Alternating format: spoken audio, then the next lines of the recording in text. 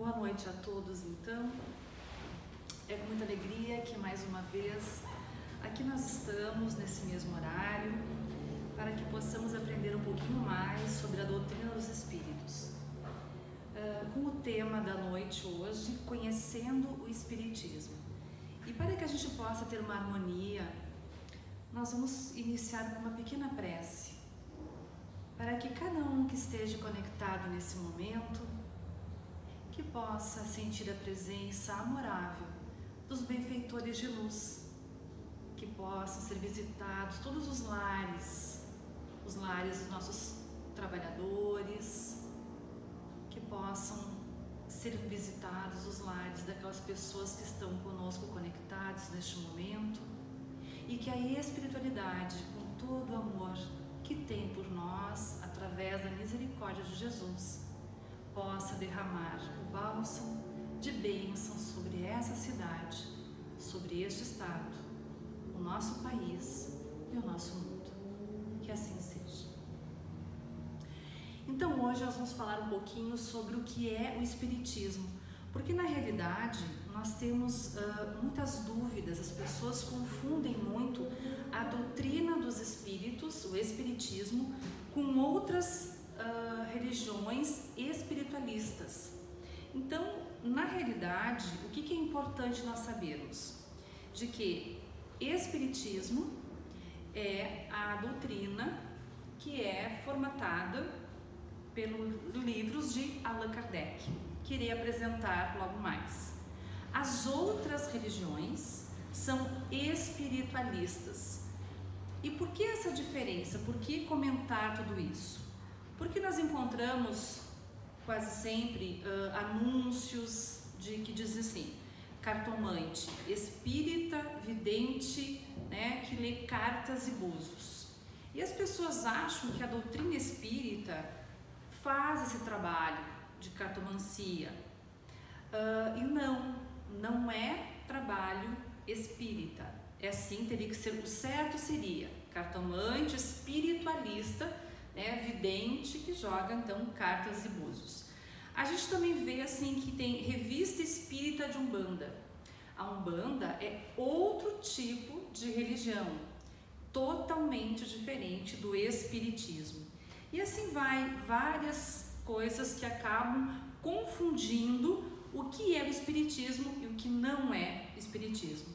Então, quando Kardec, há mais ou menos 160 anos atrás, 163 anos precisamente, quando ele começou a compreender esse processo, que ele iniciou o trabalho dele achando que seria apenas alguma coisa, talvez científica, de fenômenos científicos, né, de espíritos que se comunicavam. E ele foi com essa intenção, simplesmente de pesquisar e aprofundar o que era aquilo ali. Mas tomou forma e ele percebeu que era muito mais do que isso. Ele começa o primeiro livro que foi escrito, que é o Livro dos Espíritos, que é esse aqui, né, o Livro dos Espíritos, que tem 1019 perguntas e respostas de todos os tipos de indagações. Ele começa a introdução dizendo o seguinte: que para designar fatos novos, coisas novas, ou seja, não existia nada em 1857 do que ele estava fazendo. Então, para a gente designar alguma coisa nova, é preciso um termo novo. Então, exige a clareza de uma linguagem para evitar as confusões inerentes à variedade dos sentidos das mesmas palavras. Então, ele diz o seguinte, que não existia nada parecido com aquilo que ele estava descobrindo e elaborando. E ele colocou assim: os adeptos do espiritismo serão espíritas ou, se quiserem, espiritistas. O que é o espiritualismo? Qual a diferença de espiritualismo de espírita? Espiritualista é a pessoa que acredita em vida após a morte. Então, nós temos vários tipos de religiões. A religião católica é espiritualista, porque ela acredita que após a morte haverá um céu ou inferno. A evangélica também acredita nesse processo. né? A Umbanda, Seishonoe, o budismo, o hinduísmo, então várias religiões pelo mundo são espiritualistas. Agora, espírita é quem então desenvolve o conhecimento e a doutrina codificada por Allan Kardec. Quais são as diferenças básicas, né? Por exemplo, no espiritismo não existe altar. Na Umbanda existe altar. No catolicismo, nas igrejas evangélicas, possuem altar. No espiritismo não temos altar. No espiritismo não tem nenhuma imagem. Não é adorado nenhum santo, nenhuma imagem. Na Umbanda tem, no catolicismo tem. Na doutrina espírita, nas casas espíritas, não existem velas. Não existe incenso, defumações. Na doutrina espírita, nós não usamos nenhum tipo de fumo de tabaco. Não tem nenhum sacramento, nada a ser seguido, nenhum santinho de orações, né, que é necessário seguir aquele ritual de uma oração repetida. No espiritismo, nós não temos o casamento e o batizado, mas não significa que, de uma certa forma, esse casamento, o batismo não sejam efetuados, mas não é dado a uma pessoa fazer isso. Na realidade, o compromisso quando nasce uma criança não é somente levar a uma instituição e, através de alguma pessoa, dizer que agora ele é cristão. Cabe aos pais, no momento em que nasce o filho, onde quer que estejam, eles façam a conexão divina, eles impressem, pedem para aquele filho que acaba de chegar. Então, é os pais que fazem isso e logo em seguida dão continuidade à evangelização dessa criança através do evangelho que é feito em casa, evangelho no lar, e através logo depois da evangelização infantil, que já começa quando o bebê e vai, né, até a fase adulta. O casamento também não é um ritual, mas nada impede que o casal ele possa reunir as pessoas e pedir a Deus, né, que sejam abençoados. Mas não há necessidade de alguém de fora ter que fazer esse ritual. Não temos no espiritismo nenhum tipo de amuleto, né? Nós não temos rosários, escapulários, e mais interessante é que nós não acreditamos no demônio. Por que não acreditamos no demônio? Porque nós acreditamos em um Deus justo. Se Deus é justo e bom, Ele é justo com todas as criaturas. Nós acreditamos que existem sim espíritos que ainda se comprazem no mal, que fazem então a maldade, que ainda estão numa evolução muito aquém, e eles, até mesmo estes irmãos que fazem a maldade, que se comprazem em fazer todo o sofrimento que existe, que vibram com isso, a evolução deles permite, eles vibram, mas até eles estarão num processo de evolução, porque todos os seres são filhos de Deus. E Deus não escolhe a dedo este ou aquele, porque Deus é justo. As oportunidades são dadas a todos os seus filhos, as suas criaturas. O que mais temos de diferente? Primeiramente, Kardec, ele não é o nosso santo, o nosso papa.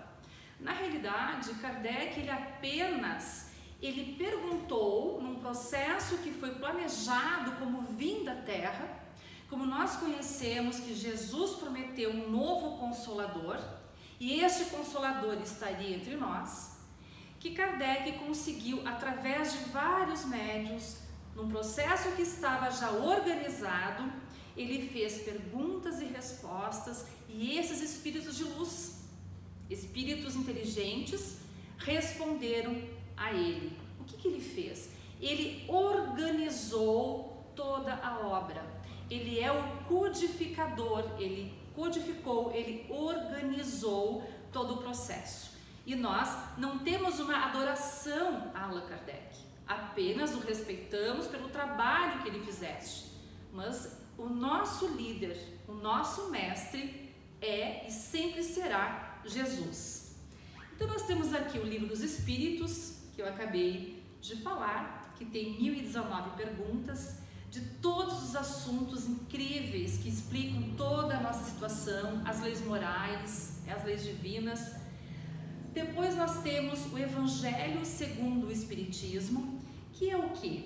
No momento em que Kardec, no Livro dos Espíritos, ele pergunta a essa espiritualidade se existe algum ser perfeito na Terra e que deveria ser seguido, porque até então Kardec não via o Espiritismo como sendo uma religião. Ele achava que seria uma doutrina diferente, mas a espiritualidade responde que o modelo a ser seguido pela humanidade e o modelo perfeito era Jesus.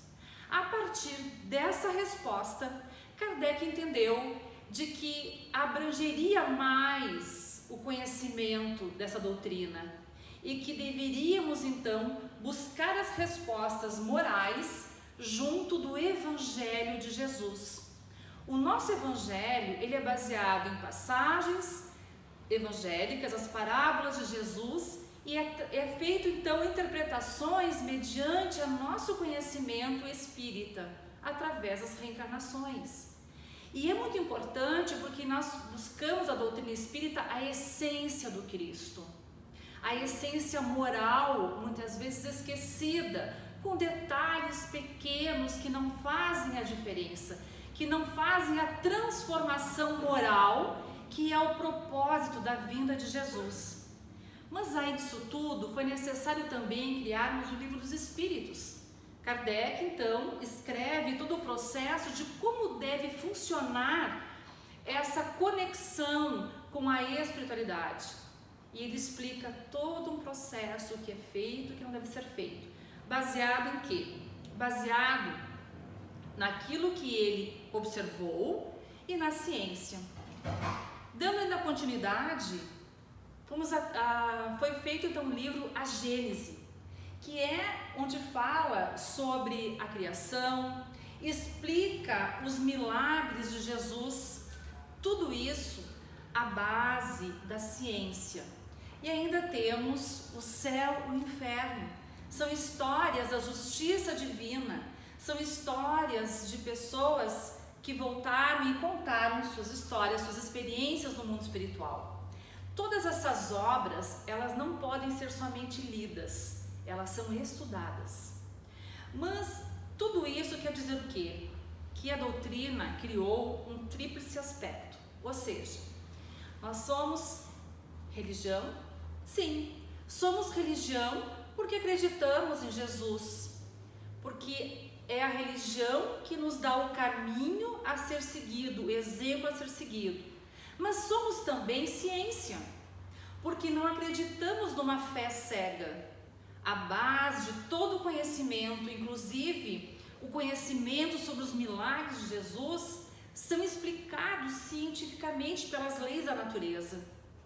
Então existe todo um processo, inclusive a parte mediúnica de fluidos, de energia, que é a base científica, tanto que Kardec explica, se o momento que a ciência for descobrindo novos fatos e forem comprovados esses fatos, o Espiritismo se adaptará a essas novas revelações científicas.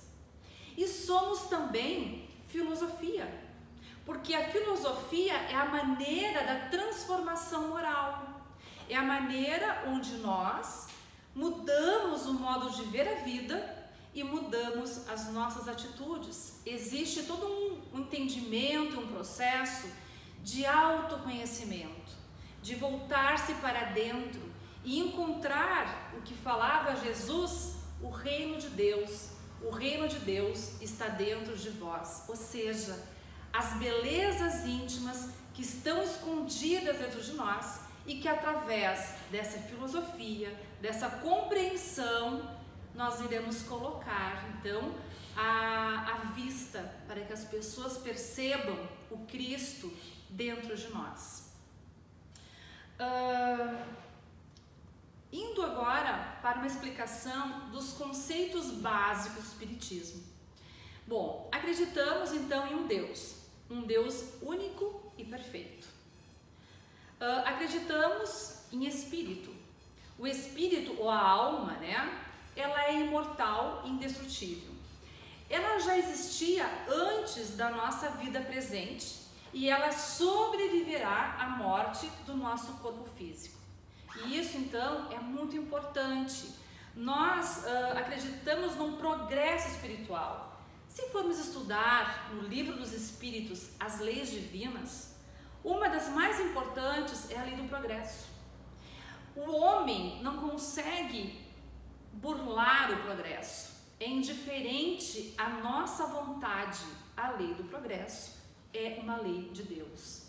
E ela acontece, nós estamos sempre progredindo. Então, a partir desta lei, nós entendemos que fomos criados, como diz o Evangelho, simples e ignorantes, e essa caminhada dependerá de cada um de nós.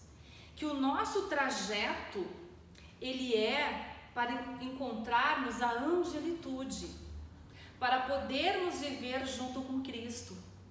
Mas para nós não é possível conseguir essa perfeição numa vida só. Num 70 anos que pudéssemos viver 100 anos, seria uma bela de uma vida. Mas não daria tempo de nos purificarmos da angelitude, porque trazemos muitas imperfeições e elas são difíceis de serem mudadas. Então é necessário de que haja muitas e muitas reencarnações e cada vinda seria um aprendizado. Ou seja, a nossa vida é o contrário, nossa vida é no mundo espiritual. Nós somos criados lá no mundo espiritual e a vida estar na Terra é uma passagem. Nós estamos aqui em aprendizado, voltamos para a nossa vida real. A nossa vida é espiritual. Estamos apenas num corpo, numa vestimenta temporária. Então nós nos dizemos, eu não sou a Lisete, eu estou a Lisete nessa vida. Mas eu trago uma bagagem de conhecimento e ela continuará mais tarde, até encontrarmos então a perfeição e a angelitude. E isso é dado a todos os seres. Porque se assim não fosse, eu não consigo entender a justiça divina.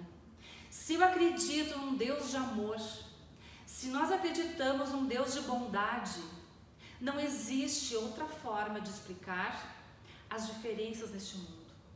As diferenças de uma criança nascer com deficiência física, com doenças, alguns terem uma vida que nos parece perfeita, com facilidades, e outros com uma vida tão difícil. Será que Deus, Ele escolhe diante das pessoas, essa tu merece, não merece, mas baseado em quê? Se Ele é justo. E aí nós entendemos de que cada processo, inclusive as dores que nos chegam, tudo aquilo que para nós parece tragédias, dificuldades, é a justiça de Deus no seu processo de reajuste, de evolução, de progresso, certo? E nós jamais regredimos. Podemos estacionar, podemos ficar muitas encarnações, muito tempo no mesmo processo. É o que acontece com esses irmãos que se comprazem com a maldade. Nós chamamos de espíritos inferiores, espíritos que ainda vibram com o mal. Eles às vezes permanecem muito tempo nessa vibração negativa. Mas o progresso existe. Chegará um momento em que serão arrastados para a evolução, porque essa é a lei. Acreditamos na reencarnação porque é importante cada processo, então nós estamos vindo aqui para que nós chamamos que a Terra é um processo, é um mundo de provas e expiações. E é por isso que tem tanto sofrimento, porque é como se estivéssemos numa escola. Quem é que gosta de fazer prova? Né? A gente fica com medo do dia da prova, a gente se prepara, mas nem sempre a gente vai bem na prova. Às vezes a gente falha, tira uma nota ruim.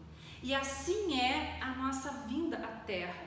Nós estamos no mundo espiritual, observamos que nós temos muitas coisas a aprender, né? Até tivemos conselhos, aprendemos no mundo espiritual com os nossos mentores, nossos amigos espirituais, mas é chegado o momento de dizer, eu sei, eu vou vencer, né? Vamos dar um exemplo, a inveja, eu vou vencer o meu orgulho, a minha ganância, a minha intolerância, a minha agressividade. E aí nós programamos uma vinda na Terra com pessoas que estão de acordo num processo todo já ajustado para que façamos a prova. Ou seja, se eu tenho que vencer a tolerância, talvez seja colocada junto de pessoas que testam a minha tolerância o tempo todo. Pessoas que me provam, que fazem com que eu ponha à prova, que eu não perca a minha paciência. Então eu estou na prova, eu estou mostrando se eu aprendi ou se eu tenho que retornar ainda outra vez para acertar, né, esse item, que seria então a tolerância. E assim é em todos os sentidos. A comunicação, os princípios básicos, a comunicação com os espíritos. O espiritismo, ele compreende como natural o intercâmbio entre o mundo físico e espiritual. Nós acreditamos que não é porque nós tiramos essa roupa, essa vestimenta que é o corpo carnal, que nós nos modificamos. Continuamos no mundo espiritual com os mesmos sentimentos. O que acontece? Por que nós não acreditamos em céu e inferno? Porque não vemos uma justiça divina nesse processo. Porque o céu ou o inferno pode ser a nossa consciência. Nós criamos o nosso céu ou o nosso inferno. Então, no momento em que eu faço o desencarne e eu levo comigo muito ódio, muito desejo de vingança, onde eu quero ainda destruir pessoas, eu levo uma força muito grande de vingança, de ódio, eu estarei no inferno. Porque eu estarei ainda mentalmente procurando esses mesmos sentimentos e atrapalhando todo o meu ser, porque eu estou vinculado a esse sentimento. Quando eu passo para o mundo espiritual vinculado a vícios, a drogas, a álcool, qualquer tipo de vício, sexualidade, enfim, eu passando para o outro lado, eu sinto abstinência desse processo. Eu continuo, talvez, tendo a necessidade deste vício. E às vezes se torna o meu inferno. Então, quando nós trocamos a roupagem, nós temos que nos preparar para que façamos uma boa passagem, como diz. Mas como é que faremos essa boa passagem? Nos melhorando aqui na Terra. Aproveitando que estamos na escola, que é uma escola, a Terra é uma escola, e estudar, nos melhorar, porque a gente pensa assim, mas o que eu estou levando daqui? A gente passa muito tempo de nossas vidas no trabalho, e é outra lei de Deus, a lei do trabalho, que se encontra no Livro dos Espíritos, e ela é necessária, mas talvez o equilíbrio que damos entre o trabalho físico, que nos dá retorno financeiro, talvez falte o trabalho a dedicar a nós mesmos, o trabalho, a nossa modificação interior, a nos tornarmos uma pessoa melhor. Então, às vezes nós passamos 8 horas do dia trabalhando, nos detendo ao trabalho físico e financeiro, e qual é o tempo dedicado a nós, a nossa melhoria íntima? Porque na passagem, tudo aquilo que nós adquirirmos nesse mundo material ficará aqui. O que nós levaremos nessa passagem? Aquilo que nós transformarmos em nós. Aquilo que nós buscarmos um processo de entendimento, de amor, de bondade, de resignação diante das dificuldades da vida. Essa é a nossa mala verdadeira, a nossa passagem que importa, e aí sim talvez encontraremos o nosso céu. É nesse sentido, é vibrar de acordo com aquilo que nós somos, que nós sentimos, ter essa consciência junto de nós. Nós acreditamos de que Jesus Cristo, ele constitui o tipo perfeito, né, da perfeição moral que já habitou a Terra. Se nós avaliarmos outros mestres e nós estudarmos a fundo, nós veremos que Jesus foi o único mestre que executou e vivenciou tudo aquilo que disse. Então as pessoas dizem assim, olha, quem não conhece a doutrina dos Espíritos, né? Olha, eles não acreditam em Jesus, né? Não. Nós somos, sim, uma religião, uma filosofia, uma ciência cristã. Somos espíritas cristãos, porque nós seguimos a moral do Cristo. É ela que nos comanda. Nós estudamos a Bíblia de uma forma talvez um pouco diferente, não se detendo tão somente a palavra, mas a compreensão dos fatos da época, buscando um todo, para que aquilo ali não seja a fé cega, e seja uma fé raciocinada. Porque a fé cega, ela é embasada simplesmente no acreditar. E quando a fé é cega, ela não tem uma estrutura. Às vezes, é como se nós construíssemos a nossa casa, né, em cima da areia. Vem a tempestade, ou seja, as dificuldades, e muitas vezes a casa é arrastada. A fé raciocinada é quando nós construímos a nossa base, a nossa casa na rocha.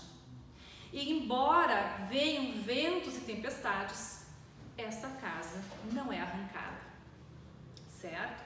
Então, sim, acreditamos, né, que Deus enviou como ser mais perfeito de modelo, e a doutrina que ensinou é a expressão mais pura da lei de Deus. Ele seria o mestre de todo o nosso planeta Terra.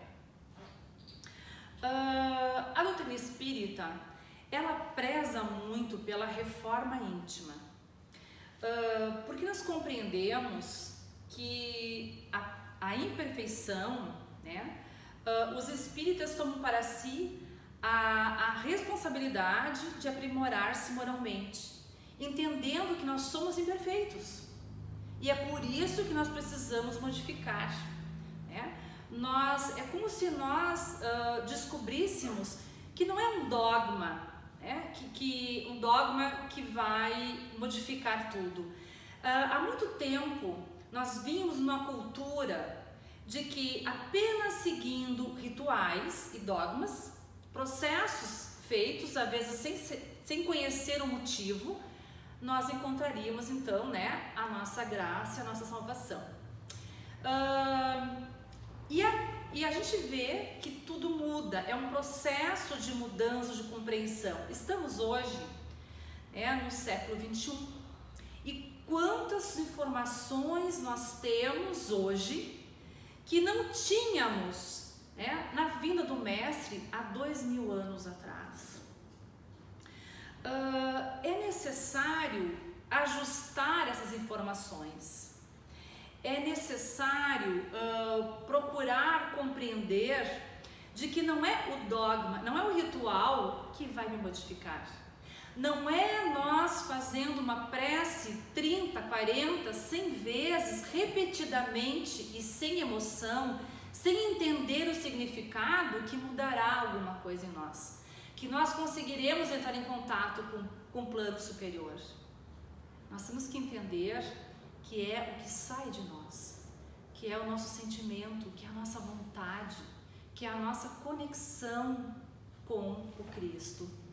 E essa compreensão é estudada, é ela que nos modifica. Eu preciso compreender esse processo para modificar.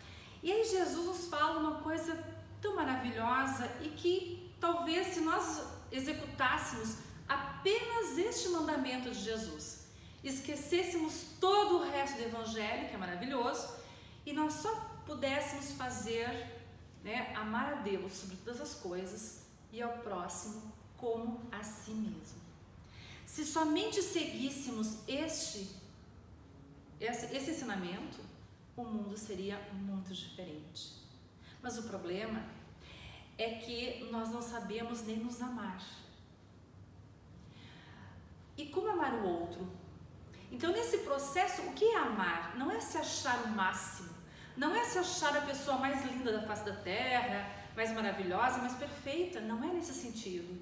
Amar a si mesmo é cuidar de si mesmo, é cuidar da saúde física, é cuidar do alimento espiritual que nós estamos trabalhando dentro de nós, é embelezar o nosso íntimo, é deixar os nossos sentimentos, porque todos nós sabemos que nós somos essência de Deus.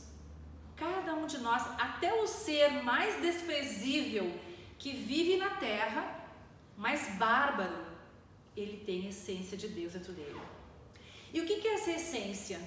Tudo que é bom, tudo que vem do amor. Então a bondade, a tolerância, a paciência, a compaixão, a fraternidade, tudo que é bom, perdão, tudo é essência de Deus. E essa essência está dentro de nós, mas às vezes escondida. Nós não deixamos aflorar, nós não deixamos crescer, amadurecer, porque nós temos uma coisa chamada ego, que esconde. O ego se alimenta do orgulho e da vaidade, que são as chagas da humanidade que atrapalham a nossa evolução íntima. Então, no momento em que nós adentramos a nossa reforma íntima, a realmente deixar para trás, esconder, digamos assim, trabalhar, deixar mais bonito, embelezar os sentimentos que estão ainda equivocados, nós estamos trabalhando na beleza íntima. E aí nós descobriremos que muitos problemas que nós temos e que nós adoramos falar que é devido ao outro, é por causa do meu irmão, é por causa do meu chefe, é por causa da minha mãe, por causa da minha esposa, é nosso problema. Está lá no nosso íntimo e somos nós que temos que modificar o processo de ver a vida. Se nós não modificarmos, não encontraremos as belezas. E é claro que isso é difícil. Por isso que existem tantas reencarnações para que a gente possa, nesse processo, ir melhorando vida após vida. Nós acreditamos que o homem é livre, então não existe essa coisa de fatalidade do destino, como se fosse uma coisa pronta. Não. O livre-arbítrio é que Deus nos dá liberdade de escolha. Podemos até programar no mundo espiritual muitas coisas, mas chegado aqui, nós temos a liberdade de seguir o nosso caminho. Às vezes, vamos para os caminhos errados. Às vezes acertamos. E como é que Deus nos chama quando nós estamos indo para o caminho errado? Muitas e muitas vezes é a dor, é a dificuldade. Ele permite que a dor venha para nos acordar, para dizer: fulana, tu estás num caminho que vai te levar a um peral. Volta esse caminho, volta, retorna. E é por isso, por amor de Deus, que muitas vezes a dificuldade chega até nós. É o amor dele dizendo: desperta, porque tu estás dormindo. E muitas vezes nós questionamos isso. Nós achamos que Deus não nos ama, que esqueceu de nós, e é o contrário. Então, quando a dor nos bate, quando a dificuldade nos bate, se nós pudéssemos dizer o seguinte: Deus, eu sei que tu me amas. O que tu queres dizer com essa dificuldade que agora estou sentindo?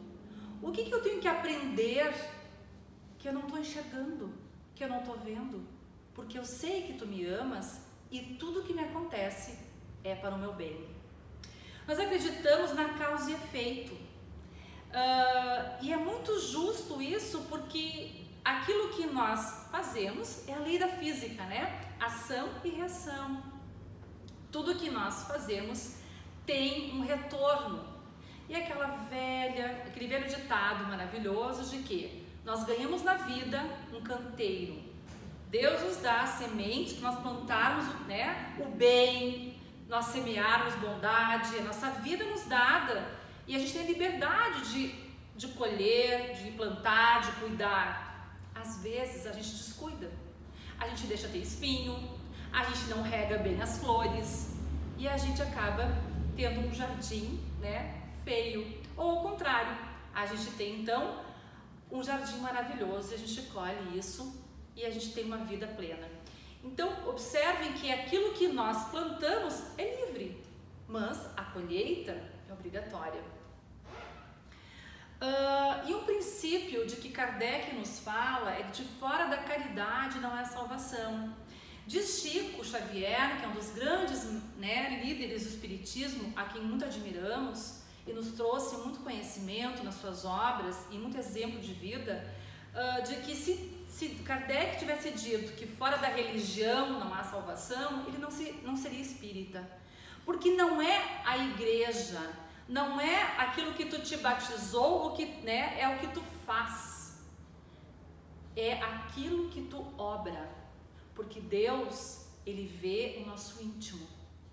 O que é registrado não é o livro que eu li, não é o tipo de filosofia que eu estou seguindo, mas se ela... O que é religião? Religião é a palavra que vem do grego e diz o seguinte: é religare, ligar o homem a Deus. Então, se aquilo que eu estou seguindo, aquilo que eu estou trabalhando em mim me aproxima de Deus, eu estou no caminho certo. Não importa o nome. E aquilo que eu faço, com aquela sabedoria, com aquilo que eu vivo, eu posso até não acreditar em nada. Mas se eu executo obras, se eu faço bem, eu sou de Deus. Né? O espiritismo, na realidade, muitas pessoas não sabem, mas ele tenta manter-se o mais próximo possível do cristianismo primário, do cristianismo logo após Jesus, tirando, eliminando vários dogmas, rituais, sendo simples. Jesus nunca quis ouro, templos gigantes. Ele queria a simplicidade. Ele queria que as pessoas mudassem, todas fossem recebidas e mudassem, que elas vivessem de verdade, né, e se ligassem com o Pai. Então, o espiritismo não tem dogma, não tem ritual, não tem vestimentas diferentes, não tem dízimo. Na casa espírita não se paga absolutamente nada. Se alguém procurar alguma entidade que se diz espírita e essa entidade cobrar alguma coisa, não é espiritismo, porque Jesus nos disse: dai de graça o que de graça recebeste.